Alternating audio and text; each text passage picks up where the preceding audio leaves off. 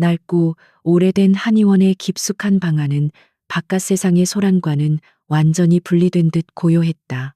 공기 중에는 묵직하고 은은한 약재 향이 감돌았으며 희미한 햇살만이 작은 창을 통해 들어와 방 한 구석을 비추고 있었다. 이 고요함의 중심에는 윤셀이라는 이름의 여인이 앉아 있었다. 그녀는 25의 나이로 보였지만 그 눈빛은 수십 년의 경험과 통찰을 담은 듯 깊고 차분했다.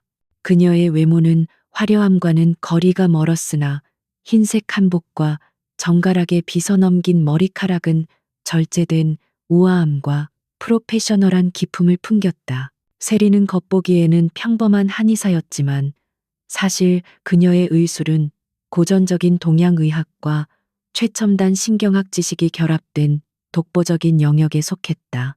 그녀는 어린 시절 보육원에서 자랐으나 기적적으로 고독한 천재 의사의 제자가 되어 그에게서 모든 것을 전수받았다. 그녀의 스승은 세간의 명성에는 관심이 없었고 오직 진정한 치유에만 몰두했기에 세리 역시 자신의 능력을 숨긴 채 조용히 고통받는 이들을 돕는 데 집중하고 있었다. 그녀의 손길은 이미 수많은 난치병 환자들에게 마지막 희망의 빛이 되어 주었으나 세상은 그녀의 존재를 알지 못했다. 그날 오후 한의원의 고요함은 갑작스럽고도 폭력적인 소란에 의해 깨졌다. 4명의 거대한 보디가드들이 검은색 정장 차림의 남성 하나를 들것에 실어 좁은 문으로 밀고 들어왔다. 그들의 표정은 절박함과 동시에 불신으로 가득 차 있었다. 그 중앙에 누워있는 이는 다름 아닌 한국 최대 재벌 그룹 미래그룹의 실질적인 총수 강태현이었다. 태현은 33의 젊은 나이에 그룹을 이끌고 있었으나 3년 전 불의의 사고로 인해 하반신이 완전히 마비된 상태였다. 태현의 마비는 단순한 부상이 아니었다. 전 세계의 최고 의료진들이 매달려 정밀 검사를 진행했지만 그 누구도 신경 손상의 근본적인 원인과 치료법을 제시하지 못했다. 그의 신경계는 겉으로는 멀쩡해 보였으나 깊은 곳에서부터 알 수 없는 이유로 작동을 멈추고 있었다. 수많은 좌절과 고통 속에서 태연은 이미 희망의 끈을 놓으려 하고 있었다. 그런 그가 이곳의 낡은 한의원에 오게 된 것은 그의 충직한 비서 한주원의 마지막 간청 때문이었다. 들것이 방 한가운데 놓이자 태연은 차가운 눈빛으로 세리를 응시했다. 그는 세리의 젊고 소박한 모습에서 어떤 신뢰도 느끼지 못했다. 그의 삶을 둘러싼 모든 것이 최고급이었고 가장 현대적이었는데 이 낡은 건물과 젊은 여의사는 그의 냉소적인 기대를 더욱 강화시킬 뿐이었다. 태연은 무거운 목소리로 한국어로 말했다. 시간 낭비입니다. 이미 뉴욕의 존스 홉킨스와 베를린의 샤리테도 포기한 문제입니다. 당신에게 기대할 수 있는 것이 무엇입니까? 세리는 그의 무례함과 불신에도 조금도 동요하지 않았다.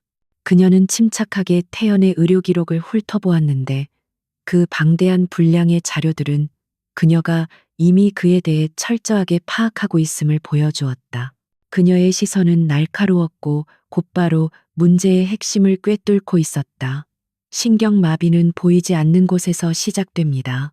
이 기록들은 모두 당신의 몸의 것만 보고 있습니다. 세리는 태연이 누워있는 들것 옆에 무릎을 꿇고 앉으며 말했다. 제 이름은 윤세리입니다. 저는 기적을 약속하지 않습니다. 하지만 가능성은 보여드릴 수 있습니다. 태연은 그녀의 자신감 넘치면서도 겸손한 태도에 약간의 흥미를 느꼈다. 그러나 그의 내면은 여전히 의심으로 가득 차 있었다. 세리는 보디가드들에게 방에서 잠시 나가 달라고 요청했다. 보디가드들은 경계했지만 태연의 묵인하에 마지못해 문을 나섰고 방 안에는 태연과 세리 그리고 비서 한주원만이 남았다. 세리는 들것의 시트를 걷어내고 태연의 허리 아래를 드러냈다. 그녀는 어떤 망설임이나 감정적인 동요도 없이 오직 환자의 몸에만 집중했다. 세리는 손을 뻗어 태연의 허리 부근의 특정 경혈점을 따라 극도로 미세하고 섬세한 압력을 가하기 시작했다. 이것은 단순한 마사지가 아니었다. 그녀의 손끝은 수백만 개의 신경 말단을 정확하게 감지하고 반응하는 고도로 훈련된 센서와 같았다. 그녀는 태연의 몸속 깊은 곳에 잠들어 있는 신경 신호의 미약한 흔적을 찾아내려 했었다. 그녀의 표정은 마치 복잡한 방정식을 푸는 수학자처럼 진지하고 집중되어 있었다. 시간이 마치 멈춘 듯한 긴장감이 방을 감돌았다. 한주원은 숨소리조차 내지 못한 채 이 젊은 여의사의 단호한 행위를 지켜보았다. 태연은 고통이나 감각을 느끼지 못했지만 세리의 손길이 닿는 미세한 압력의 변화는 그의 신경계를 자극하는 듯했다. 세리는 잠시 눈을 감고 심호흡을 한 후 가지고 있던 작은 침 케이스에서 머리카락처럼 가는 금침 하나를 꺼냈다. 이 침은 단순한 도구가 아니라 그녀의 독자적인 기술을 실현하는 정교한 매개체였다. 세리는 침을 태연의 요추 3번과 4번 사이에 아주 미세한 지점에 찔러 넣었다. 이것은 일반적인 침술 지점이 아니었고 그녀의 스승만이 알고 있던 특별한 신경 루트를 직접적으로 자극하는 위치였다. 침이 들어가는 순간 태연은 수년간 느껴보지 못했던 전기가 흐르는 듯한 격렬하고 날카로운 통증을 느꼈다. 그 고통은 너무나 갑작스러워서 태연은 자신도 모르게 숨을 들이켰. 이게 무슨 짓이지? 태연은 떨리는 목소리로 물었지만 세리는 대답하지 않았다. 그녀는 침 끝에 그녀의 귀를 집중시키며 신경 다발 전체에 미세하고 제어된 에너지를 전달했다. 이 단 한 번의 단순한 동작은 사실 수많은 계산과 정밀한 통찰의 결과였다. 그녀는 마비된 신경계에 일시적인 충격을 주어 재부팅을 시도하고 있었다. 그녀의 의도는 마비 자체를 완전히 푸는 것이 아니라 그의 몸이 아직 반응할 수 있다는 증거를 찾아내는 것이었다. 약 10초 후 세리는 침을 뽑아내고 태연의 발목을 잡았다. 그녀는 단호하게 명령했다. 발가락을 움직여 보세요. 할 수 있습니다. 아주 조금이라도. 태연은 그녀의 말을 무시하려 했지만 방금 전의 통증과 충격이 그의 의지를 압도했다. 그는 수년 동안 시도했지만 실패했던 그 단순한 동작을 다시 한번 시도했다. 그의 뇌는 발가락에 명령을 내렸지만 그 신호는 항상 허벅지 중간에서 멈추곤 했다. 이번에는 달랐다. 침을 통해 주입된 충격 에너지가 신경 차단 지점을 일시적으로 돌파한 듯했다. 태연은 발가락에 집중했고 마치 꿈속에서처럼 그의 오른발 엄지 발가락이 아주 미세하게 눈에 띄지 않을 정도로 떨림을 일으켰다.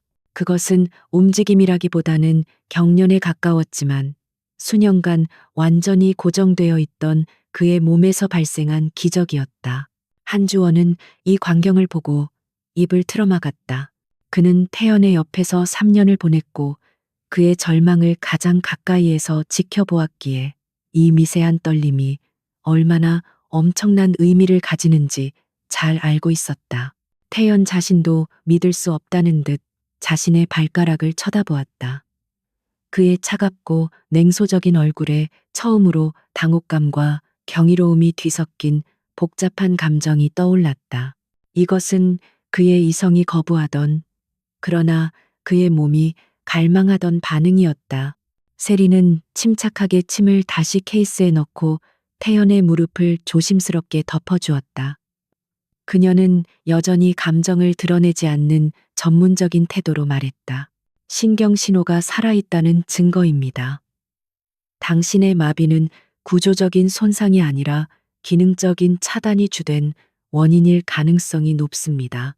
치료에는 시간이 걸리고 복잡한 과정이 필요할 것입니다. 하지만 희망이 없지는 않습니다. 그녀의 말은 태연에게 단순한 의료 소견이 아니었다. 그것은 그의 절망적인 삶에 다시 불을 지피는 선언과 같았다. 태연은 한참 동안 말이 없었다. 미래그룹의 총수로서 그는 전 세계를 지배했지만 자신의 몸 하나 제대로 움직일 수 없었다. 그리고 지금 이 젊고 신비로운 여인이 단 하나의 단순한 동작으로 그의 삶의 모든 방정식을 뒤집어 놓았다. 그의 눈빛은 세리를 향해 더욱 집중되었고 그 안에는 이미 새로운 종류의 집착과 호기심이 싹트기 시작했다. 그는 이 여인을 그의 곁에 두어야만 했다. 강태연의 오른발 엄지발가락에서 일어난 미세한 떨림은 한의원 방 안의 긴장된 공기를 산산조각 냈다. 그 떨림은 3년이라는 긴 절망의 시간을 통째로 부정하는 기적의 서막이었다. 태연은 여전히 들것 위에 누워 있었지만 그의 내면에서는 거대한 폭풍이 몰아치고 있었다. 그는 미래그룹이라는 거대 제국을 움직이는 왕이었으나 자신의 몸 하나조차 통제하지 못하는 무력함에 시달려왔다. 이제 그 무력함에 균열이 생기기 시작했고 그 균열을 만든 이가 바로 눈앞의 윤셀이라는 젊은 여인이었다. 비서 한주원은 떨리는 손으로 태연에게 물을 건넸다. 총수님, 정말로 움직이셨습니다. 이분은 정말입니다. 한주원의 목소리에는 그동안 억눌려 왔던 안도감과 충격이 뒤섞여 있었다. 그는 세리에게 고개를 숙여 깊은 존경을 표했다. 태연은 물을 마시는 대신 세리를 뚫어지게 응시했다. 그의 눈빛은 더 이상 냉소적이지 않았다. 그것은 하나의 강력한 자원을 발견한 사업가의 탐욕, 그리고 잃어버린 생명을 되찾고자 하는 절박한 인간의 욕망이 뒤섞인 복잡한 시선이었다. 윤세리 씨, 태연은 목소리를 가다듬었다. 그의 목소리는 여전히 낮고 권위적이었지만 이전과는 달리 낯선 존중의 뉘앙스가 섞여 있었다. 당신이 요구하는 모든 것을 들어주겠습니다. 당장 이 치료를 계속하십시오. 미래병원에는 전용 병동이 마련되어 있고 세계 최고 수준의 장비가 대기하고 있습니다. 지금 즉시 그곳으로 이동하고 제가 제시하는 모든 계약 조건에 서명하십시오. 필요한 계약금은 당신이 상상할 수 있는 액수를 훨씬 초과할 것입니다. 세리는 침착하게 고개를 저었다. 그녀의 표정에는 돈이나 권력에 대한 일말의 흔들림도 없었다. 그녀는 마치 태연의 제안이 한낱 잡담인 것처럼 무덤덤하게 반응했다. 강태연 씨, 저는 기적을 파는 사람이 아닙니다. 제가 방금 시행한 치료는 당신의 신경계에 일시적인 활력을 불어넣은 것에 불과합니다. 진짜 치료는 훨씬 복잡하고 오랜 시간이 필요합니다. 그리고 저는 미래병원에서 치료할 생각이 없습니다. 태연은 예상치 못한 그녀의 단호한 거절에 미간을 찌푸렸다. 수년간 그는 거절이라는 단어를 들어본 적이 없는 위치에 있었다. 모든 사람들은 그의 재력과 권력 앞에서 머리를 숙였고 그의 제안은 곧 법이었다. 이유가 무엇입니까? 미래병원은 이 나라 최고의 의료시설입니다. 당신의 능력을 펼치기에 최적의 환경을 제공할 수 있습니다. 세리는 진료실 창밖의 평범한 풍경을 잠시 바라보았다. 제 의술은 제 환경에서 가장 잘 발휘됩니다. 미래병원의 화려한 시설은 오히려 저에게 방해가 될 뿐입니다. 그리고 무엇보다 중요한 이유가 있습니다. 강태연 씨의 마비는 단순한 사고 후유증이 아닐 가능성이 높습니다. 누군가 의도적으로 신경을 손상시키기 위해 특수한 방법을 사용했을 수 있습니다. 그녀는 태연의 눈을 정면으로 바라보며 냉철하게 사실을 말했다. 저는 치료에만 집중하고 싶습니다. 당신을 둘러싼 복잡한 내부 권력 다툼이나 의혹에 휩싸이고 싶지 않습니다. 병원에 들어가는 순간 저는 치료사가 아닌 당신 그룹 내부의 정치적 도구로 전락하게 될 것입니다. 이 발언은 태연의 심장을 꿰뚫었다. 그는 그의 사고가 단순한 추락사가 아닐 수도 있다는 의혹을 오랫동안 품어왔지만 이를 입 밖에 낸 사람은 세리가 처음이었다. 그의 얼굴에 강한 경계심이 떠올랐다. 당신이 지금 무슨 말을 하는 것인지 알고 있습니까? 그건 심각한 주장입니다. 사실을 말하고 있을 뿐입니다. 세리는 들것 주변을 걸으며 상황을 정리했다. 당신의 신경 손상 부위는 매우 미묘하며 정교합니다. 단순한 충격만으로는 발생하기 힘든 패턴을 보입니다. 어쨌든 저는 당신의 치료를 맡을 수는 있지만 제 방식대로 진행해야 합니다. 저에게는 돈보다 중요한 원칙이 있습니다. 환자와 의사 간의 절대적인 신뢰와 치료 과정에 대한 완전한 자율성입니다. 태연은 세리의 비범함이 그녀의 의술뿐만 아니라 그녀의 강인한 정신력과 도덕적 나침반에서도 비롯된다는 것을 깨달았다. 그는 잠시 깊은 생각에 잠겼다. 그녀를 강제로 끌어들일 수는 없었다. 그녀의 기술이 없으면 그의 삶은 다시 절망 속으로 빠져들 것이다. 그는 이 여인이 그의 통제 바깥에 있는 유일한 존재임을 인정해야만 했다. 좋습니다. 태연은 마침내 입을 열었다. 그의 결정은 빠르고 단호했다. 당신의 조건을 들어주겠습니다. 하지만 저를 당신의 한의원에 방치해 둘 수는 없습니다. 저는 미래그룹의 총수이고 안전 문제와 그룹의 안정성이 걸려 있습니다. 제가 제안하는 것은 이렇습니다. 저의 개인 저택 내부에 당신만을 위한 독립적인 의료시설을 마련하십시오. 당신이 요구하는 모든 장비와 약품을 24시간 내에 구비하겠습니다. 그곳에서는 당신이 절대적인 권한을 가집니다. 저를 포함한 그 누구도 당신의 치료 과정에 개입할 수 없습니다. 세리는 태연의 타협안을 잠시 분석했다.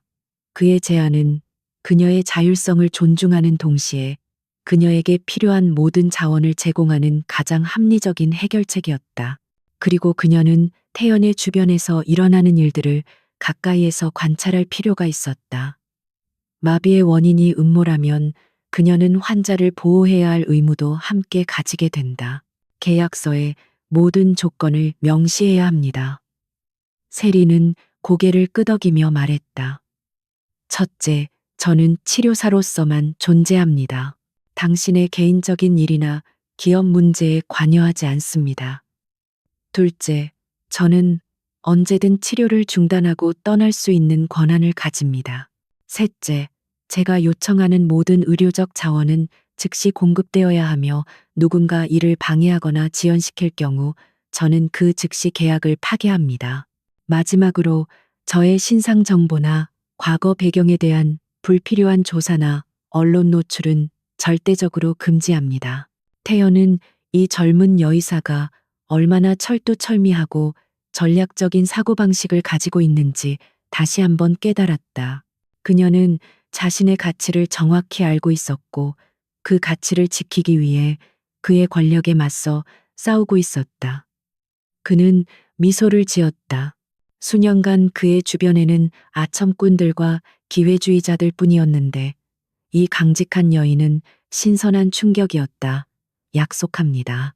한주원, 지금 당장 법무팀과 보안팀을 동원하여 윤세리 씨가 제시한 모든 조건을 법적으로 완벽하게 보장하십시오.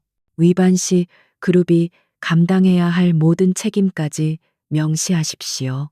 그리하여 미래그룹의 총수 강태현과 고아 출신의 신비로운 여의사 윤세리 사이에 거대한 재력과 강인한 도덕적 원칙을 기반으로 한 기묘한 동맹이 체결되었다. 세리는 태연의 치료를 위해 그의 저택으로 들어가기로 결정했지만 그녀의 마음속에는 이미 단순한 치료를 넘어선 정의를 향한 굳건한 의지가 자리 잡고 있었다. 그녀는 알 수 없는 위협으로부터 이 환자를 보호하고 그를 마비시킨 어둠의 진실을 파헤쳐야 한다는 막중한 임무를 스스로에게 부과했다. 한편 미래그룹 본사 최고층 집무실. 강태현의 사촌이자 부사장인 강준우는 한주원으로부터 충격적인 보고를 받았다. 총수님의 발가락이 움직였습니다. 윤세리라는 여의사가 기적을 일으켰습니다. 준우는 태연이 마비된 이후 그룹을 실질적으로 지배해 왔으며 태연의 회복이 자신의 야심찬 계획 전체를 위협한다는 것을 본능적으로 직감했다. 강준우는 태연과는 달리 화려하고 표정이 풍부했지만 그 눈빛에는 날카로운 기회주의와 오만함이 숨겨져 있었다. 그는 코웃음을 쳤다. 말도 안 되는 소리. 3년 동안 세계 최고들이 못한 일을 낡은 한의원의 돌팔이가 해냈다고? 일시적인 경련이겠지.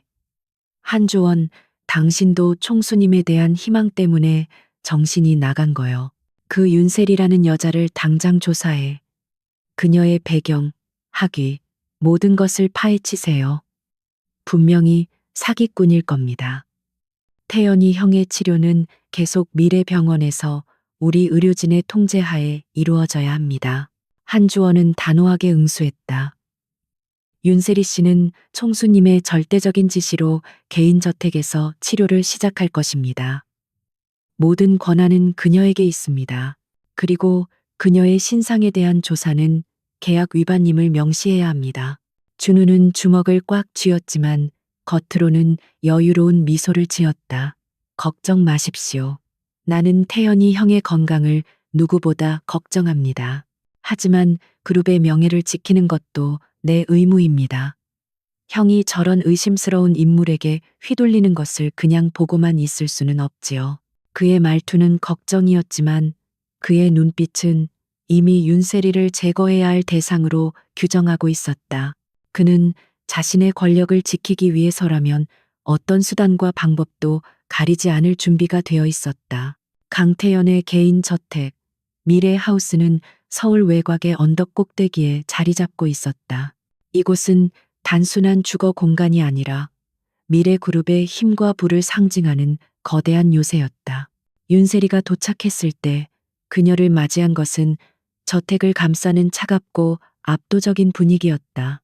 태연의 지시에 따라 저택의 별채에는 최첨단 의료시설이 24시간 만에 완벽하게 구축되었지만 이 화려함은 세리에게 어떤 안정감도 주지 못했다.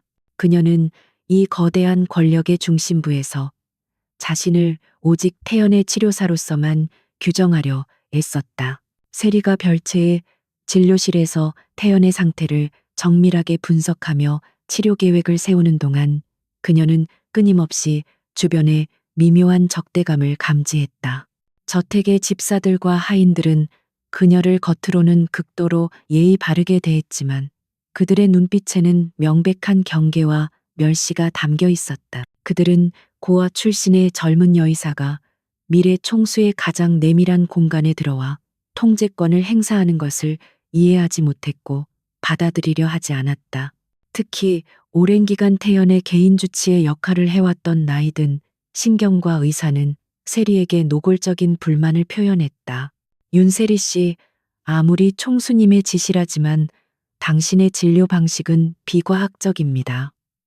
나이든 의사는 굳은 한국어로 세리에게 말했다. 우리는 수년간 존스 홉킨스의 프로토콜을 따랐습니다.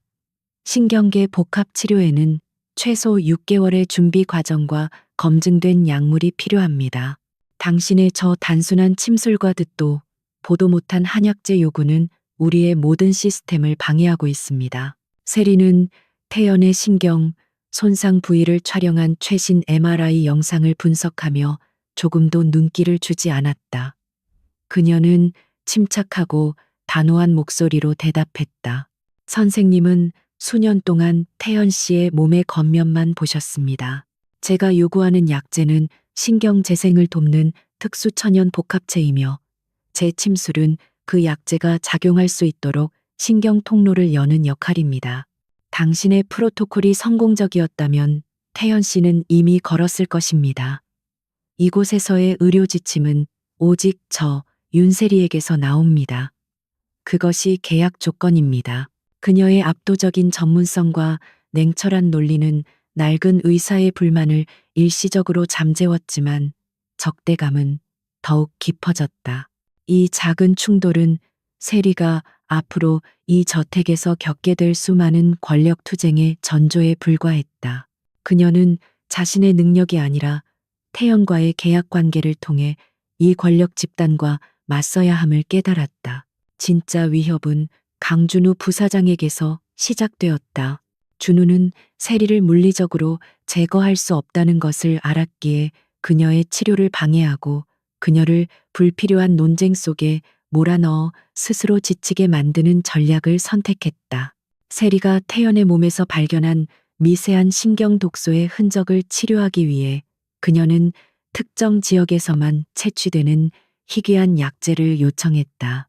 이 약재는 미래그룹의 해외 물류망을 통해서만 신속하게 조달될 수 있었다. 강준우는 태연의 해외 공급망을 담당하는 이사에게 은밀한 지시를 내렸다. 윤셀이라는 여자가 요청한 약재는 공급망 안전 기준에 미달될 수 있습니다. 검역 절차를 평소보다 3배 더 엄격하게 진행하십시오. 모든 서류를 꼼꼼히 확인하고 아주 작은 흠이라도 발견되면 즉시 보고하도록 하세요. 총수님의 건강보다 중요한 것은 그룹의 투명한 운영입니다. 이것은 겉으로는 합법적인 절차처럼 보였으나 실제로는 그녀의 치료 시간을 지연시키기 위한 교활한 수단이었다. 세리는 이틀이 지나도록 필요한 약재를 받지 못했다. 태연의 치료는 이미 시작되었고 정해진 시간에 약재가 투입되지 않으면 그녀가 개척한 신경 통로가 다시 닫힐 위험이 있었다.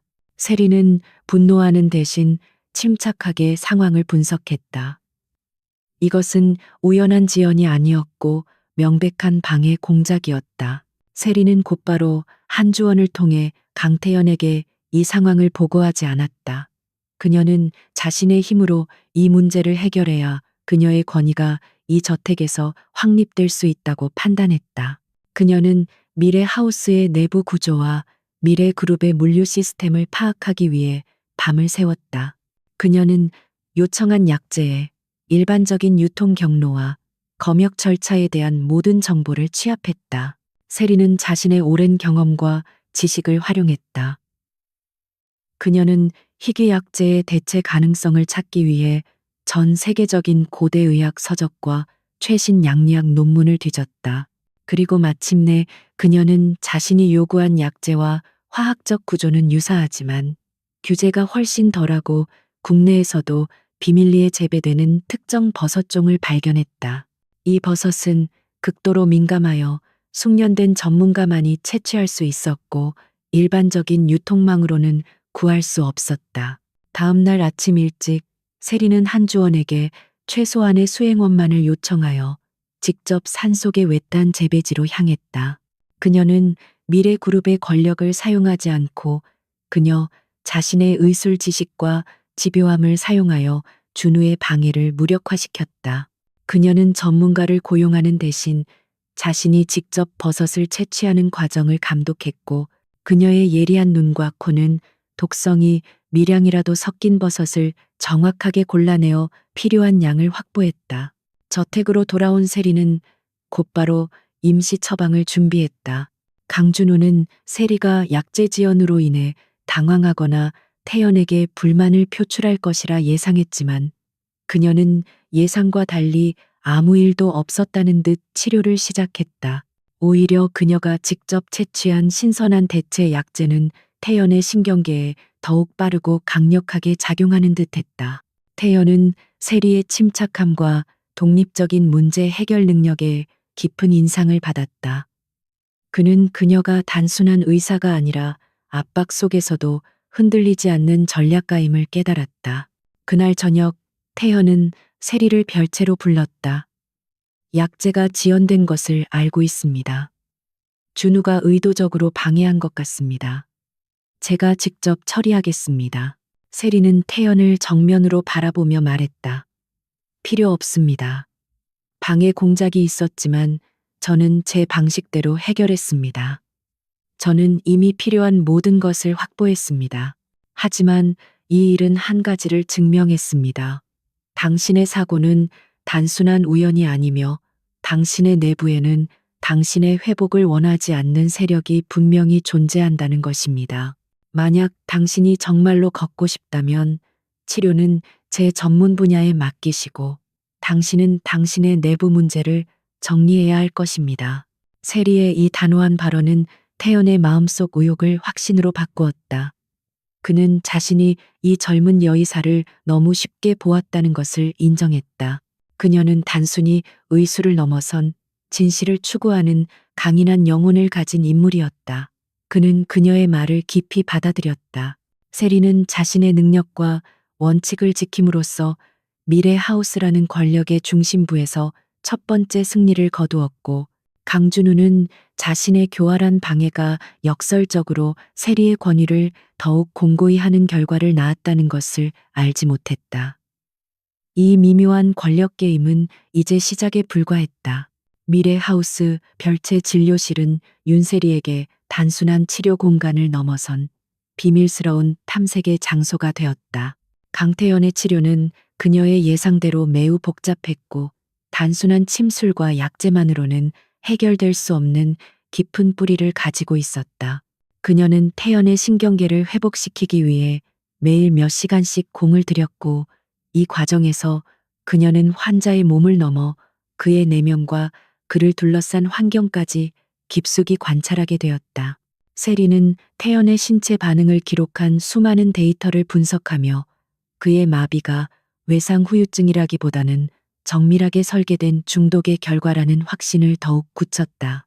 그녀의 지식에 따르면 특정 신경 독소가 아주 미세한 양으로 오랜 기간 주입될 경우 겉으로는 멀쩡해 보이는 척수 신경 다발의 신호 전달 능력을 점진적으로 차단할 수 있었다.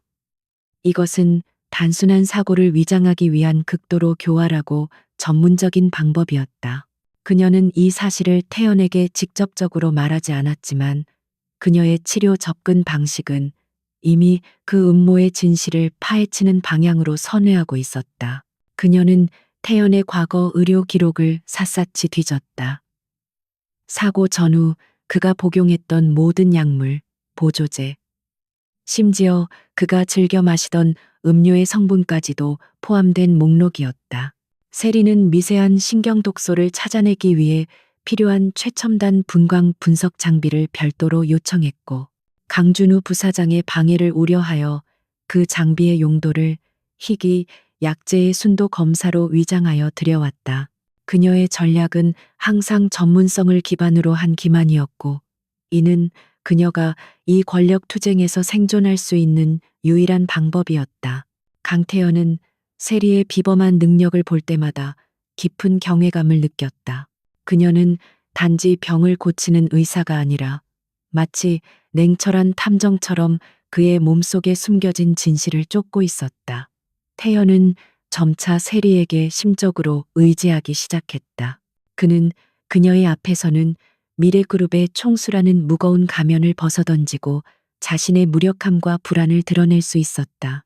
그의 차가운 심장에 세리의 변함없는 전문성과 강직함이 새로운 감정의 씨앗을 심고 있었다.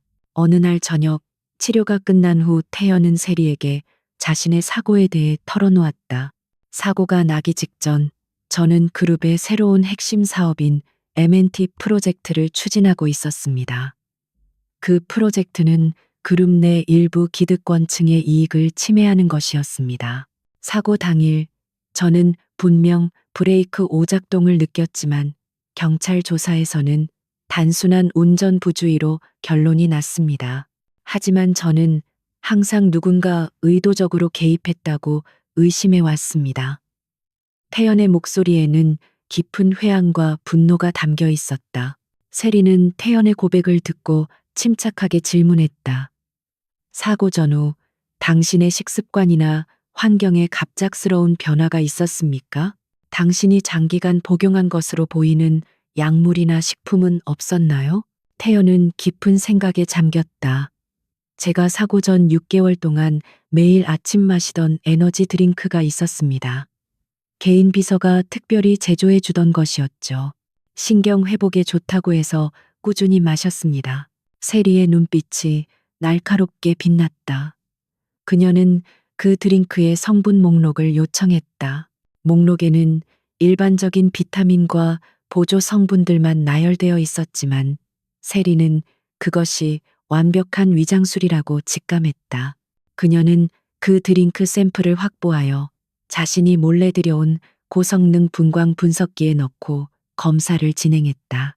이 행위는 극도로 비밀리에 진행되어야 했으므로 그녀는 태연의 가장 충직한 그림자인 비서 한주원에게 도움을 청하기로 결정했다. 세리는 한주원에게 다가가 상황을 설명했다. 한주원 씨, 저는 강태현 씨의 사고가 누군가의 고의적인 소행임을 확신합니다. 그리고 저는 그 증거를 찾기 위해 당신의 도움이 필요합니다. 당신은 태연 씨의 그림자로서 그를 보호해야 할 의무가 있습니다. 이제는 그의 몸뿐만 아니라 그의 생명 전체를 구해야 할 때입니다. 한주원은 처음에는 충격과 두려움에 휩싸였다. 그는 미래그룹 내부의 음모를 의심하긴 했지만 그것이 총수의 마비라는 극단적인 형태를 띠고 있을 줄은 몰랐다.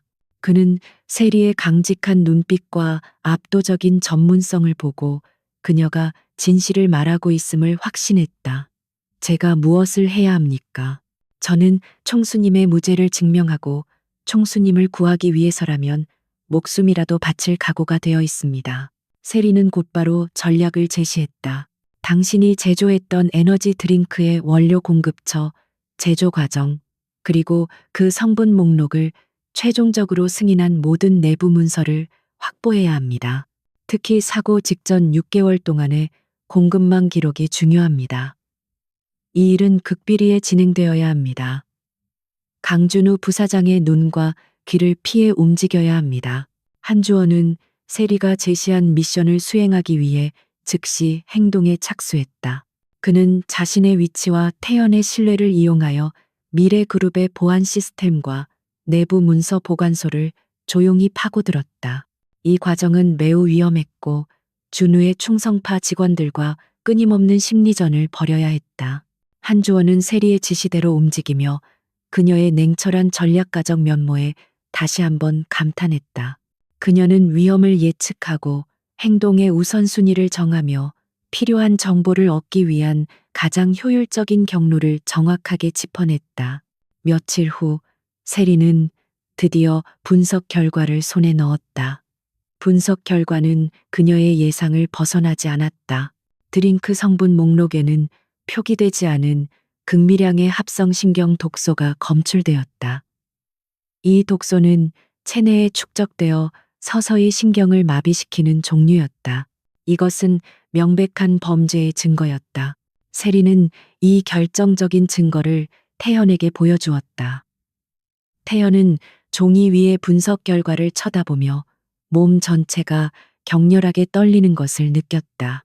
분노, 배신감, 그리고 자신이 얼마나 오랫동안 무방비 상태로 노출되어 있었는지에 대한 깨달음이 그의 심장을 강타했다. 준우, 그가 나를 살해하려고 했군. 태연은 이를 악물었다. 그의 눈빛은 다시 미래그룹을 호령하던 냉철하고 잔인한 총수의 모습으로 돌아왔다. 이것은 단순한 독극물 사건이 아닙니다. 세리는 단호하게 말했다. 이것은 그룹 내부의 권력 암투입니다. 당신이 걸을 수 있게 되면 그들은 더욱 위험하게 행동할 것입니다. 당신은 이제 단순한 환자가 아닙니다. 당신은 이 사건의 희생자이자 이 음모를 종결시켜야 할 전략적 리더입니다. 저와 한주원 씨는 당신을 보호하고 진실을 밝히는 것을 돕겠지만 최종 결정은 당신이 내려야 합니다. 태연은 세리의 손을 잡았다. 그의 손은 이전에 차가운 금속 같았던 손이 아니라 인간적인 온기와 복수심으로 떨리는 손이었다. 윤세리 씨, 당신은 저의 발만 고친 것이 아닙니다. 당신은 제 눈을 뜨게 하고 제 심장에 다시 불을 붙였습니다. 이제 우리는 이 게임을 끝내야 합니다. 당신의 의술과 저의 그룹 통제력을 결합하여 그들이 구축한 모든 것을 무너뜨릴 것입니다.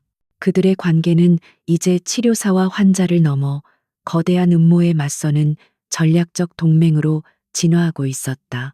강태현이 신경 독소의 존재를 확인하고 강준우가 자신을 의도적으로 마비시키려 했다는 잔혹한 진실을 받아들인 순간 권력 암투의 양상은 완전히 달라졌다.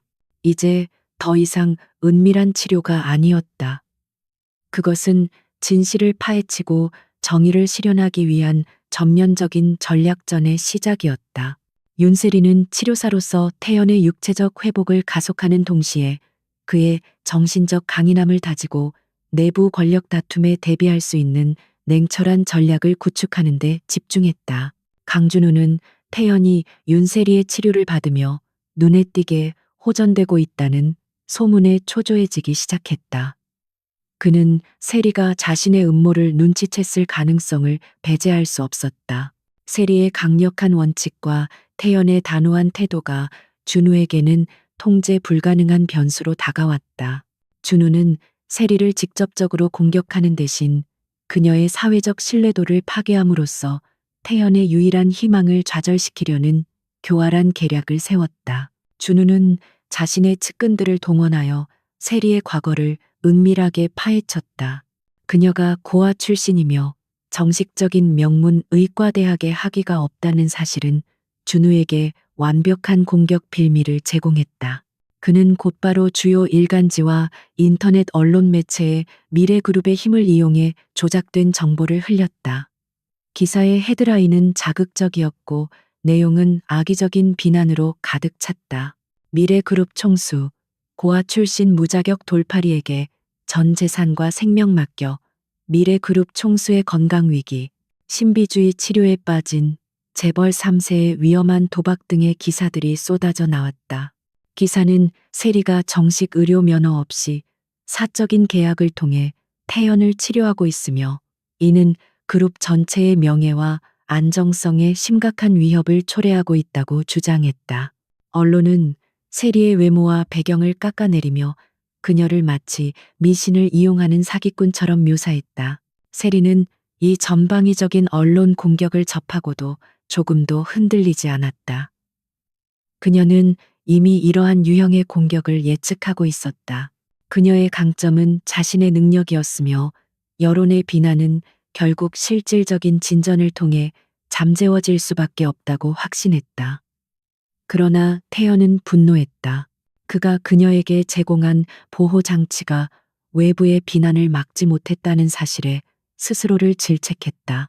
태연은 즉시 그룹 법무팀을 동원하여 언론사를 압박하려 했지만 세리는 그를 말렸다. 강태연 씨, 힘으로 언론을 막는 것은 그들의 주장을 간접적으로 인정하는 꼴이 될 뿐입니다. 그들은 제 과거와 자격에 대해 공격하고 있습니다. 우리가 할 일은 그들의 공격을 정면으로 반박하는 증거를 제시하는 것입니다. 세리의 전략은 방어가 아닌 정교한 공세였다. 세리는 태연에게 다음 치료 단계의 일부를 공개적으로 시연할 것을 제안했다. 우리는 기자들을 별채로 초대하여 제가 당신에게 행하는 침술과 신경 조작이 얼마나 과학적이고 정교한지 보여줄 것입니다. 당신은 그들의 카메라 앞에서 제 치료를 통해 얻은 당신의 회복 상태를 증명해야 합니다. 결과만이 모든 논란을 종식시킬 수 있습니다. 이것은 엄청난 위험을 감수하는 행동이었다. 만약 시연이 실패하거나 태연이 심리적인 압박감으로 인해 미세한 움직임조차 보이지 못한다면 세리의 명성은 회복 불가능할 정도로 추락할 것이었다. 하지만 태연은 세리의 압도적인 자신감과 전략적인 통찰을 믿었다. 그는 자신의 미래뿐만 아니라 세리의 명예를 위해 이 도전에 응하기로 결심했다. 준우는 세리가 언론을 직접 상대하겠다는 소식을 듣고 비웃었다. 그는 세리가 무자격자라는 사실이 만천하에 드러날 것이라 확신하며 자신이 언론전을 통해 승리했다고 믿었다.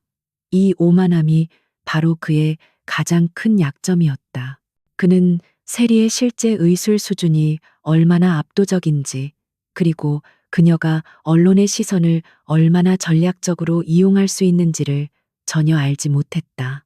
기자회견 당일 수많은 언론사와 방송국 카메라가 미래하우스의 별채 진료실을 가득 메웠다. 강태연은 휠체어에 앉아 있었지만 그의 눈빛은 이전과는 달리 강한 의지로 빛나고 있었다. 세리는 흰색 가운을 입고 카메라 앞에서 섰다.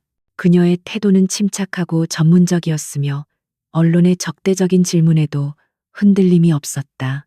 세리는 기자들에게 자신의 치료법에 대해 설명했다. 그녀는 고전적인 용어 대신 신경생리학, 척수 미세 진동, 그리고 자가 면역 반응 활성화와 같은 현대의학 용어를 사용했다. 그녀의 설명은 완벽하게 논리적이었고, 그녀가 단순한 돌팔이가 아니라 최첨단 지식을 가진 전문가임을 입증했다. 그리고 시연이 시작되었다. 세리는 태연의 등 뒤에 서서 기자들이 모두 볼 수 있도록 그의 척수와 연결된 경혈점에 다시 한번 금침을 놓았다. 그녀는 침이 들어가는 순간에 태연의 미세한 신체 반응을 실시간으로 설명하며 신경신호가 그의 다리를 따라 흐르는 경로를 추적했다. 그녀의 동작은 극도로 정교했고 마치 외과 의사가 수술하는 것처럼 확신에 차 있었다. 가장 중요한 순간 세리는 태연에게 명령했다. 강태연 씨, 오른발을 들어 올리세요. 지금 당신의 신경계는 명령을 수행할 준비가 되어 있습니다. 태연은 심호흡을 했다. 그는 온 힘을 다해 오른발에 집중했다. 그리고 기자들의 카메라가 지켜보는 가운데 그의 오른발이 휠체어 발판에서 천천히, 그러나 분명하게 약 5cm가량 들어 올려졌다. 그것은 완벽하게 제어된 의지에 의한 움직임이었다. 방 안에는 짧은 정적이 흘렀고 곧바로 수많은 카메라 셔터 소리와 기자들의 웅성거림으로 가득 찼다. 태연은 그의 발을 스스로 들어 올릴 수 있었다는 사실에 감격했지만 그는 세리의 전략을 따랐다. 그는 기자들을 향해 말했다. 저는 이 젊은 여의사 덕분에 다시 걸을 수 있다는 희망을 얻었습니다. 그녀는 단순히 의사가 아니라 제 생명을 구하고 저에게 진실을 볼 수 있는 용기를 준 전략가입니다. 저는 그녀의 의술에 대해 어떠한 의심도 품지 않습니다. 이 시연은 준우의 언론 공격을 단번에 무력화시켰다. 그의 무자격 돌팔이 주장은 총수가 카메라 앞에서 직접 다리를 들어 올리는 장면 하나로 인해 우스꽝스러운 거짓말로 전락했다. 세리는 자신의 능력으로 언론의 비난을 이겨냈고 그녀의 권위는 미래하우스 내부를 넘어 그룹 전체에 확고하게 자리 잡았다. 이날 저녁 강준우는 자신의 집무실에서 분노로 가득 차 있었다. 그는 술을 마시며 태연에게 전화를 걸었다. 그의 오만함은 여전히 그를 지배하고 있었다. 형, 저런 사기극에 속지 마세요. 일시적인 플라시보 효과일 뿐입니다. 당신은 지금 그룹을 위험에 빠뜨리고 있습니다. 그 여자를 내보내고 우리의 의료 시스템으로 돌아와야 합니다. 태연은 차갑고 단호한 목소리로 준우에게 응수했다. 준우야, 너의 오만함이 너를 파멸시킬 것이다. 나는 이제 네가 내게 저지른 모든 일을 알고 있다. 윤세리 씨는 나의 치료사일 뿐만 아니라 나의 생명의 은인이자 나의 전략적 동반자이다. 네가 그녀를 공격한 것은 나를 공격한 것과 같다. 이 게임은 이제 끝이다. 이 전화는 준우가 세리를 단순한 방해물이 아닌 반드시 제거해야 할 존재로 인식하게 되는 결정적인 순간이 되었다. 그의 다음 행동은 더욱 절박하고 위험해질 것이 분명했다. 윤세리의 공개적인 시연과 강태연의 단호한 지지는 강준우의 미디어 공세를 완전히 분쇄했지만 이는 일시적인 소강 상태에 불과했다. 강준우는 더욱 궁지에 몰렸고 이제 그는 자신의 모든 것을 걸고 최후의 도박을 준비할 것이 분명했다. 세리는 태연의 신경 재생이 최고조에 달했을 때 완전한 회복을 위한 마지막이자 가장 중요한 절차를 수행하기로 결정했다. 이 과정은 극도로 정밀했으며 단 한 번의 실수도 태연의 남은 신경 기능을 영구적으로 손상시킬 수 있는 고위험 수술이나 다름없었다. 별채 진료실에는 팽팽한 긴장감이 감돌았다. 한주원은 문 밖에서 초조하게 서성거렸고 태연은 수술대에 누워 세리를 응시했다. 그는 더 이상 의심하지 않았지만 이 결정적인 순간이 자신의 미래를 결정할 것임을 알기에 깊은 침묵 속에서 자신과의 싸움을 벌이고 있었다. 세리는 만반의 준비를 갖추었다. 그녀는 그녀의 스승으로부터 물려받은 고대 의술의 통찰력과 최첨단 신경진단 장비에서 나오는 실시간 데이터를 결합하여 최적의 경로를 찾고 있었다. 강태연 씨, 지금부터 제가 당신의 신경 차단 부위를 직접적으로 여러 영구적인 재생 통로를 확보할 것입니다. 엄청난 고통이 따를 수 있지만 절대 움직여서는 안 됩니다. 당신의 의지가 이 치료의 성공을 결정합니다. 세리는 차분하지만 단호하게 말했다. 그녀는 그의 몸에 여러 개의 미세 센서를 부착하여 실시간으로 뇌파와 신경 신호의 강도를 모니터링했다. 세리는 손에 쥔 침 대신 그녀가 특별히 제작을 의뢰한 극도로 얇은 특수 합금 미세 도구를 사용했다. 이 도구는 신경 외과용 메스보다 훨씬 정교했으며 그녀의 손의 미세한 떨림까지 흡수할 수 있도록 설계되었다. 그녀는 태연의 척추 특정 부위의 마취를 최소화하고 신경 차단벽을 물리적으로 열어젖히는 작업을 시작했다. 그녀의 눈은 모니터와 태연의 등 사이를 오가며 마치 초인적인 집중력을 발휘하는 듯했다. 도구가 신경 차단 부위에 닿는 순간 태연은 자신의 전 생애를 통틀어 경험해 보지 못한 극심한 고통에 휩싸였다. 그것은 마비된 신경이 강제로 깨어나는 듯한 격렬한 통증이었고 그의 입에서는 신음조차 새어나오지 않았다. 그의 몸은 경련하려 했지만 태연은 세리의 경고를 기억하며 자신의 모든 정신력을 동원하여 몸을 억눌렀다. 그의 얼굴은 고통으로 일그러졌지만 그의 눈빛은 세리를 향한 절대적인 신뢰를 잃지 않았다. 세리는 땀을 흘렸지만 그녀의 손은 흔들림이 없었다. 그녀는 수년간 훈련된 그녀의 길을 도구 끝에 실어 마침내 신경 차단벽을 완전히 해제시켰다. 모니터상의 신경 신호 그래프가 폭발적으로 상승하며 척수 전체로 강력하게 퍼져나가는 것이 포착되었다. 성공이었다. 그녀는 즉시 도구를 제거하고 재생을 돕는 특수 혼합 약물을 신경 통로에 미세하게 주입했다. 치료가 끝난 후 태연은 탈진하여 잠시 정신을 잃었다. 세리는 그를 침대로 옮기고 조용히 휴식을 취하도록 했다. 몇 시간 후 태연이 깨어났을 때 그의 하반신은 더 이상 무거운 짐이 아니었다. 그는 다리에 온전한 감각이 되돌아왔음을 느꼈고 미세한 발가락 움직임뿐만 아니라 무릎과 허벅지의 근육까지 자신의 의지대로 움직일 수 있음을 깨달았다. 마비가 완전히 풀린 것이다. 세리는 그의 옆에서 그의 회복 상태를 지켜보고 있었다.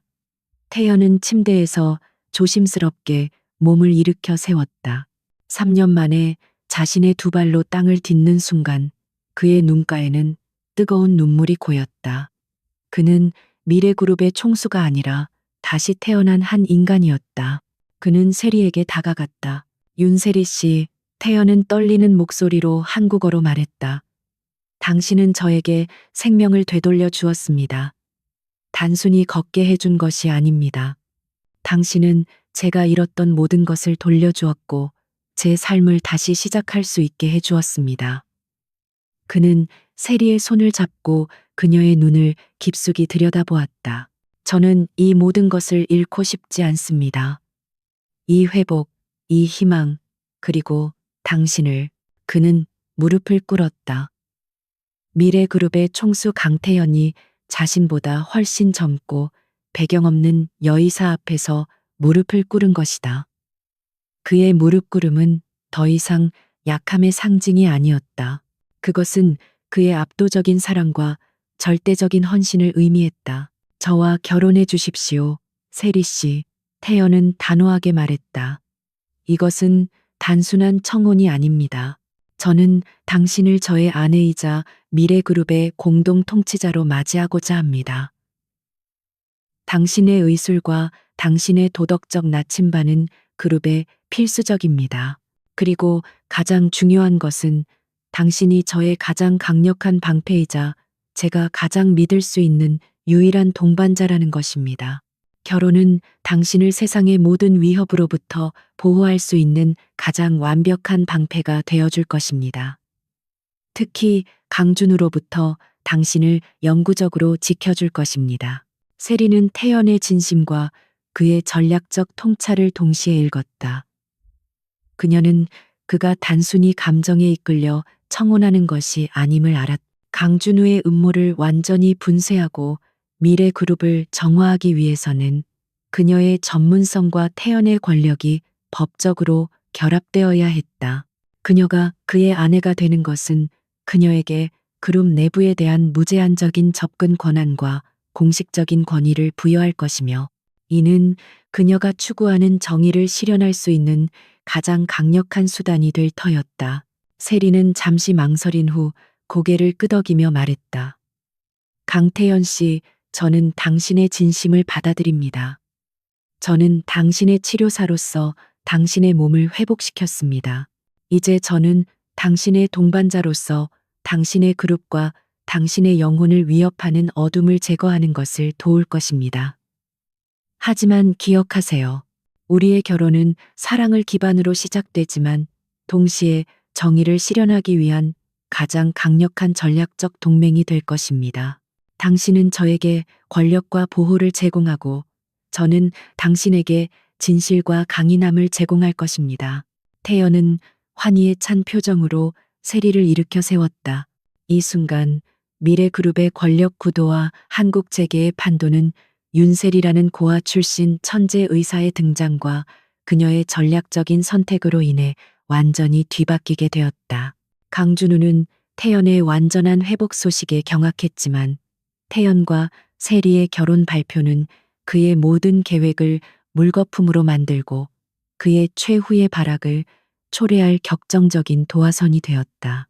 강태연의 완벽한 회복과 윤세리와의 전격적인 결혼 발표는 미래그룹 전체에 엄청난 충격을 주었다. 특히 강준우 부사장에게는 청천벽력과 같은 소식이었다. 준우는 태연이 절대로 다시 일어설 수 없으리라 확신했고 그의 마비 상태를 이용하여 그룹 내 자신의 입지를 확고히 다져왔다. 이제 태연이 걸어다니고 심지어 그를 위협했던 윤세리와 전략적인 동맹을 맺자 준우는 자신의 모든 것이 무너지고 있음을 절감했다. 그의 유일한 선택은 태연과 세리가 증거를 완전히 확보하여 자신을 몰아내기 전에 먼저 그들을 제거하는 것이었다. 세리와 태연은 결혼 발표를 통해 얻은 공식적인 권위와 그룹 내부의 접근 권한을 즉시 활용하기 시작했다. 그들은 치료사와 환자 관계를 넘어선 완벽한 파트너십을 구축했다. 태연은 그룹 총수로서의 권한을 사용하여 내부 감사팀을 통제하고 세리는 자신의 의학적 지식과 분석 능력을 사용하여 강준우의 음모가 숨겨진 경로를 정확하게 추적했다. 세리는 이전에 자신이 발견했던 신경 독소의 공급망을 역추적하는 데 집중했다. 그녀는 그 독소가 전문적인 신경 연구소에서만 합법적으로 취급되는 물질임을 알고 있었다. 그녀는 태연에게 미래 그룹이 지원하는 비밀 연구소들의 자금 흐름을 조사할 것을 요청했다. 준우는 태연의 사고 이후 이들 연구소에 대한 지원금을 갑자기 늘렸는데 이것이 바로 세리가 찾아낸 첫 번째 이상 징후였다. 독소를 생산하거나 유통한 연구소는 표면에 드러나지 않을 것입니다. 세리는 별채에서 태연과 함께 앉아 그룹의 복잡한 재무 구조 차트를 분석하며 말했다. 준우 씨는 분명 미래그룹의 위장회사나 유령회사를 통해 자금을 흘려보냈을 것입니다. 우리는 그가 특수 목적의 신경치료제 개발을 명목으로 이 독소를 구매하도록 지시한 결제 서류를 찾아야 합니다. 의학적 지식이 없는 사람들은 그 독소의 원래 용도를 이해하지 못할 것이므로 이것이 가장 취약한 고리가 될 수 있습니다. 태연은 세리의 정확한 예측에 놀라움을 금치 못했다. 그는 즉시 자신의 충성파 내부 감사 전문가들을 동원하여 준우가 관리하던 재무부서의 깊숙한 곳을 파헤치기 시작했다. 한주원은 이 작전의 핵심 실행자로서 준우의 눈을 피해 수백만 건의 전자결제 문서와 물류 기록을 해독해야 했다. 며칠간의 긴장된 작업 끝에 한주원은 마침내 결정적인 증거를 발견했다. 준우는 NSP 홀딩스라는 미래그룹의 소규모 자회사를 통해 신경 독소를 생산하는 해외의 작은 제약회사에 거액의 연구 자금을 비밀리에 지원해 왔음이 드러났다. 결제 서류에는 이 자금이 첨단 신경 복원 기술 개발을 위한 것이라고 명시되어 있었지만 세리의 분석에 따르면 이 기술은 실제로는 독소의 정밀 합성 및 맞춤형 주입 기술과 관련이 있었다. 이 증거는 강준우의 권력 네트워크를 뿌리째 흔들 수 있는 강력한 무기였다. 하지만 준우 역시 시간이 자신의 편이 아님을 알고 있었다. 그는 태연이 완전히 회복하고 세리가 증거를 찾는 속도에 경악하며 이사회를 통해 마지막 반격을 시도하기로 했다.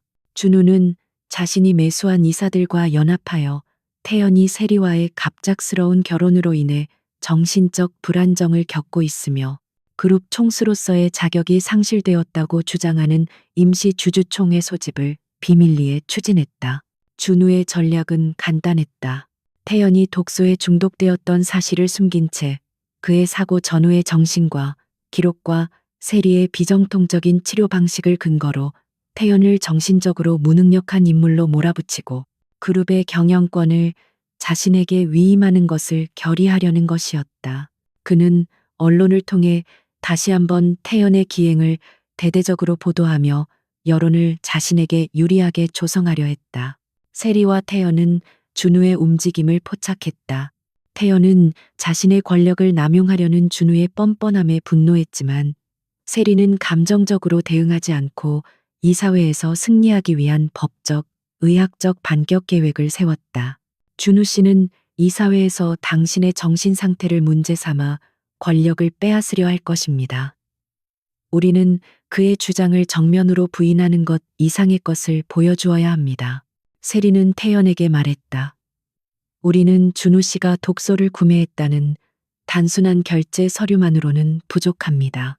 우리는 그가 당신을 마비시키려 했던 명백한 동기와 그가 그룹 내에서 저지른 또 다른 부패 행위를 연결하여 보여주어야 합니다. 독소 구매는 빙산의 일각일 뿐입니다. 세리는 태연이 마비된 3년 동안 강준우가 그룹의 자금을 어떻게 유용했는지에 대한 재무 보고서를 분석했다. 그녀는 신경독소 구매 자금 출처가 준우가 은밀히 추진했던 여러 비윤리적 부동산 거래와 연결되어 있음을 발견했다. 독소의 음모는 개인적인 야심뿐만 아니라 그룹 차원의 부패 네트워크의 일부였던 것이다. 세리는 한주원에게 이사회 당일 NSP 홀딩스의 결제 서류와 함께 강준우의 부동산 비리 관련 핵심 재무 기록을 동시에 공개할 준비를 하도록 지시했다. 그녀의 목표는 준우를 단순한 암살 미수범이 아닌 그룹의 이익을 심각하게 침해한 부패한 경영자로 규정하는 것이었다. 준우는 자신이 세운 함정이 완벽하다고 믿고 있었다. 그는 이사회가 자신의 권력을 확고히 하는 최후의 승리 무대가 될 것이라고 확신했다.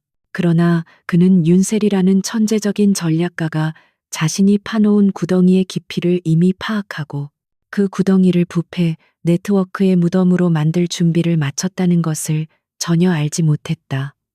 다음 장에서 모든 것이 결정될 것이다. 미래그룹 본사 최고층 회의실은 그 어느 때보다 긴장감이 감도는 전장이었다. 강준우 부사장이 소집한 임시이사회는 태연을 정신적 무능력자로 몰아 그룹 경영권을 찬탈하려는 그의 최후의 도박이었다. 회의실 테이블에는 미래그룹의 주요 이사들과 그룹의 미래를 결정할 투표권을 가진 핵심 주주들이 착석해 있었다. 이들 중 상당수는 강준우에게 매수되었거나 그의 권력에 순응하는 인물들이었다. 강준우는 자신감에 차 있었다. 태연이 마비되어 있던 3년간 그는 자신의 네트워크와 영향력을 굳건히 다져놓았다. 그는 흰색 정장을 입고 회의실 중앙에 서서 태연을 향해 공격적인 발언을 쏟아냈다. 강태연 총수님은 오랜 기간의 투병과 최근의 기이한 결혼 결정으로 인해 판단 능력을 상실한 것으로 보입니다. 미래그룹의 미래는 비과학적인 치료와 비윤리적인 개인 결정에 의해 위협받을 수 없습니다. 특히 총수님은 출처를 알 수 없는 무자격자에게 그룹의 기밀을 노출시키고 있습니다. 저는 총수님의 일시적인 정신 불안정성을 근거로 그룹 경영권을 이사회에 위임할 것을 제안합니다. 준우는 증거랍시고 태연의 사고 후 정신과 치료 기록 일부를 공개하며 태연이 심한 편집증과 우울증을 겪었다는 사실을 부각시켰다. 물론 이 모든 증상들은 신경 독소 중독의 부작용이었지만 준우는 그 사실을 교묘하게 숨겼다. 이사들 중 일부는 불안한 표정을 지었지만 다수는 준우의 제안에 동조하는 듯 고개를 끄덕였다. 이때 강태연이 휠체어 없이 자신의 두 발로 단호하게 걸어 들어왔다. 그의 등장만으로도 회의실 전체가 술렁거렸다.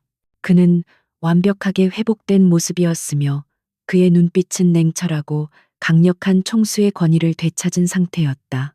태연은 준우를 향해 경멸적인 시선을 던지며 준비된 자리, 즉 그룹 총수 자리에 앉았다. 강준우 부사장. 태연은 낮고 위협적인 목소리로 말했다. 나의 정신 건강에 대한 당신의 걱정은 고맙습니다. 하지만 당신이 나의 자리와 그룹 전체를 노리는 야심을 숨기지 못하는 것이 안타깝습니다.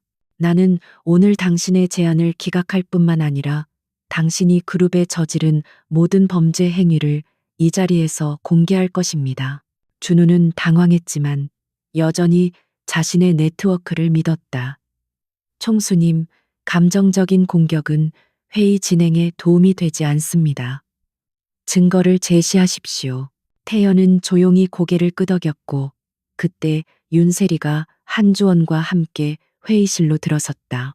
세리는 흰색 정장을 입고 있었고 그 누구도 그녀를 단순한 돌팔이 의사로 볼 수 없었다. 그녀는 압도적인 전문성과 자신감을 풍기고 있었다. 세리는 회의실 중앙의 대형 스크린에 준비된 프레젠테이션을 띄웠다. 저는 윤세리입니다. 강태연 총수님의 치료를 담당했으며 이제 그룹의 전략적 파트너로서 이사회에 참석했습니다. 세리는 유창한 한국어로 설명하기 시작했다. 강준우 부사장님이 총수님의 정신적 불안정성을 주장하셨습니다. 하지만 총수님의 증상은 단순한 심리적 문제가 아니었습니다. 그것은 외부에서 주입된 신경 독소에 의한 의도적인 마비와 중독의 결과였습니다. 세리는 스크린에 자신이 발견한 신경 독소의 분광 분석 결과와 그 독소가 척수 신경에 미치는 영향을 설명하는 의학적 증거들을 제시했다. 그녀의 설명은 완벽하게 과학적이고 논리적이었으며 이사들 중 의학 지식이 있는 사람들은 그녀의 주장이 얼마나 치명적인지 즉시 깨달았다. 그녀의 주장은 더 이상 의혹이 아닌 의학적 사실이었다. 준우는 소리를 질렀다. 말도 안 돼. 그건 조작된 증거입니다. 그녀는 무자격자입니다. 세리는 준우의 절규에 조금도 동요하지 않았다. 증거가 조작되었다고요? 그렇다면 이 결제 서류와 자금 흐름은 어떻게 설명하시겠습니까? 세리는 스크린을 다음 페이지로 넘겼고 한주원이 철저하게 확보한 NSP 홀딩스를 통한 신경 독소 구매 내역과 특수 제작 비용이 명시된 결제 서류들이 나타났다. 서류에는 강준우의 직접적인 서명과 그룹 내부 코드가 명확하게 찍혀 있었다. 이 서류는 강준우 부사장님이 첨단 신경보건 연구라는 명목 하에 독소를 구매하고 그것을 총수님의 에너지 드링크 공급망에 삽입하도록 지시한 증거입니다. 세리는 냉정하게 증거를 제시했다. 그녀는 독소의 구매 동기가 단순한 암살이 아니었음을 증명하기 위해 마지막 카드를 꺼냈다. 그리고 이것은 독소 구매에 사용된 자금의 출처입니다. 스크린에는 준우가 태연의 마비 기간 동안 은밀하게 진행했던 대규모 부동산 거래 비리, 즉 그룹 자산 유용 및 횡령에 대한 재무 감사 보고서가 나타났다. 강준우 부사장님은 총수님의 건강 악화를 이용하여 그룹의 이익을 사적으로 착복했습니다. 그의 행동은 개인적인 복수심뿐만 아니라 미래그룹 전체를 위험에 빠뜨린 조직적인 부패 행위였습니다. 회의실은 침묵에 휩싸였다. 이사들은 충격과 공포에 질려 준우를 바라보았다. 독소 음모는 개인적인 문제였지만 그룹 자금 횡령은 법적인 처벌과 주가 폭락을 야기할 수 있는 심각한 범죄였다. 준우에게 충성했던 이사들도 이제 등을 돌리기 시작했다. 그들은 자신들의 안전과 그룹의 안정성을 위해 부패한 지도자를 제거해야 할 필요성을 느꼈다. 강준우는 자신이 쌓아 올린 모든 것이 무너지는 것을 보며 얼굴이 창백해졌다. 그의 오만함은 그를 눈멀게 했고 그는 윤셀이라는 돌팔이의 지성과 전략적 깊이를 너무나도 과소평가했다. 그는 자신의 위치를 방어하기 위해 테이블을 주먹으로 치며 소리쳤다. 거짓말이야. 저 여자와 강태연이 짜고 치는 사기극입니다. 저는 미래그룹을 위해 일했습니다. 태연은 자리에서 일어나 준우에게 다가갔다. 그는 예전의 병약한 모습이 아니었다. 당신의 죄는 그룹에 대한 배신이 아니라 나의 생명을 빼앗으려 했던 것입니다. 태연은 보안팀을 불렀다. 강준우 부사장을 즉시 현행범으로 체포하여 경찰에 인계하십시오. 그의 부패 행위와 살인 미수 혐의에 대해 그룹 차원에서 모든 법적 조치를 취할 것입니다. 준우는 보안팀에 의해 끌려나가면서도 세리를 향해 증오가 가득한 눈빛을 던졌다. 하지만 세리는 그에게서 시선을 거두지 않았다. 그녀는 준우의 오만함이 결국 그 자신을 파멸시켰음을 확인했다. 이사회는 압도적인 표차로 준우의 부사장직을 해임하고 강태연의 그룹 총수로서의 완전한 복귀를 확정지었다. 공의가 실현되었고 미래그룹은 부패의 어둠에서 벗어났다.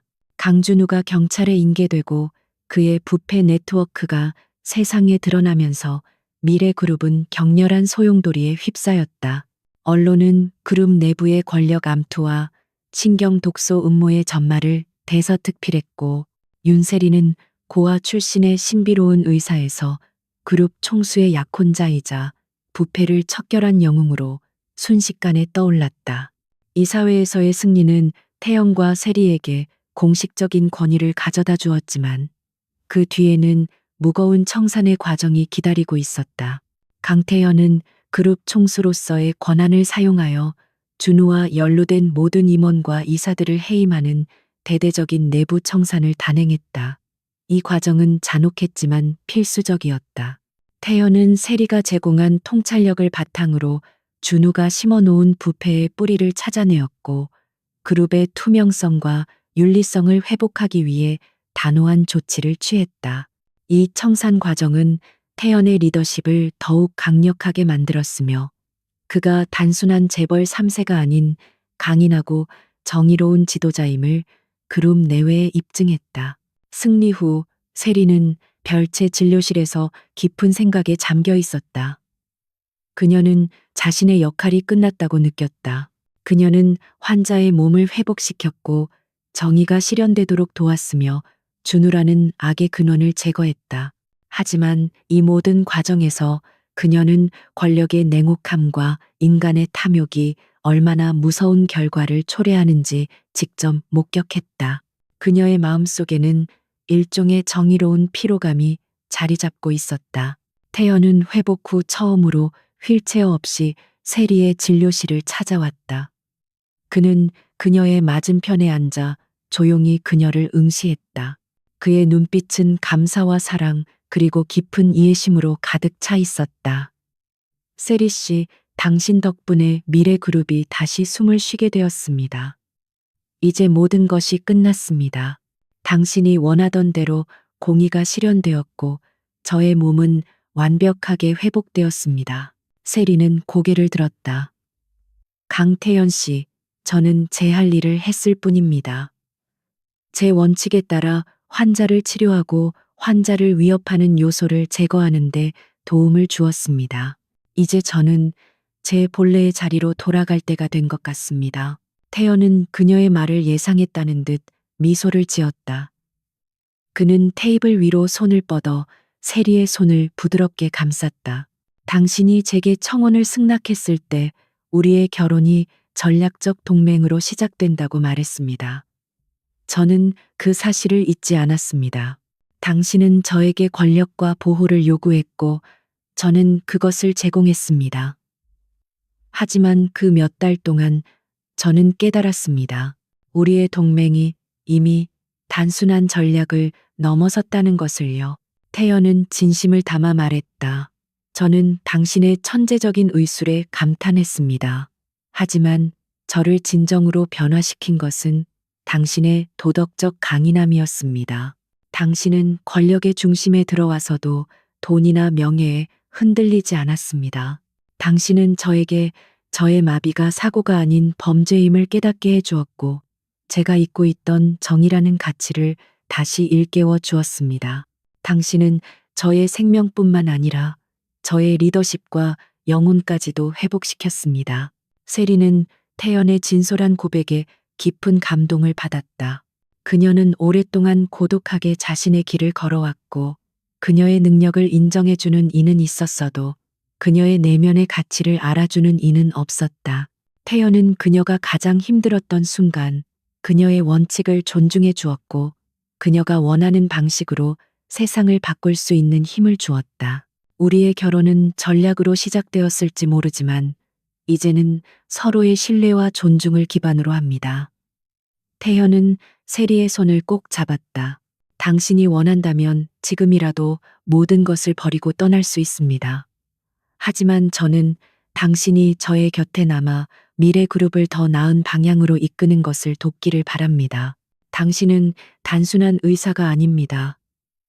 당신은 부패를 척결할 수 있는 통찰력과 윤리적 기준을 가진 지도자입니다. 저의 아내이자 저의 진정한 파트너가 되어 우리가 함께 세상을 바꿀 수 있도록 힘을 합칩시다.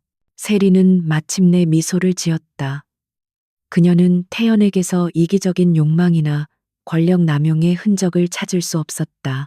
그녀는 태연과의 관계가 그녀에게 단순한 안정을 넘어 그녀의 의술과 윤리관을 세상에 펼칠 수 있는 가장 강력한 플랫폼을 제공한다는 것을 깨달았다.